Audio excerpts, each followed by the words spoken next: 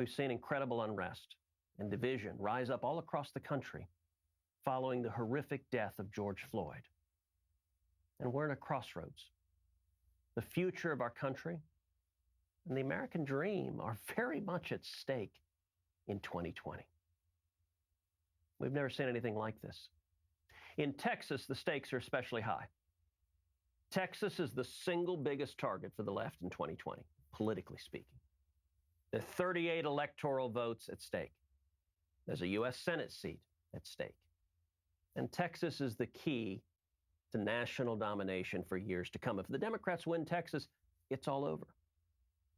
And if we don't win Texas, we don't win the White House, we lose control of Washington, we lose the precious freedoms that Texans and all Americans that we believe in, such as the right to free speech, to peacefully express our views, such as the right to religious liberty, to practice religion free of government getting in the way, such as the Second Amendment, the right to protect yourself and your family and your home from harm.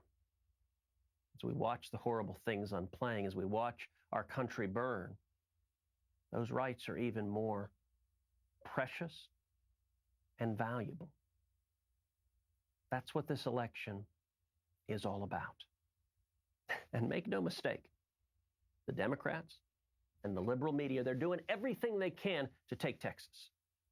The last 5 Texas polls in a row have shown President Trump and Joe Biden in a virtual tie. This is a real race. And just 2 years ago, all of us saw what an all-out political assault looks like in my race against Beto O'Rourke. You know, that race was unlike anything Texas had ever seen before. Beto raised over $80 million. He outspent us 3-1.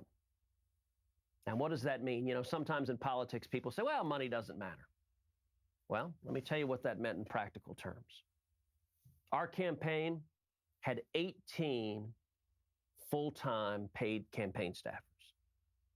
The O'Rourke campaign had 805.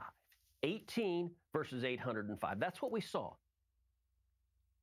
It was the most expensive U.S. Senate race in hard money in the history of the United States of America. And what the Democrats did in 2018, it's a warning sign for 2020. They more than doubled Democratic turnout in the state of Texas. They took it from 1.8 million all the way up to 4 million. That was unprecedented.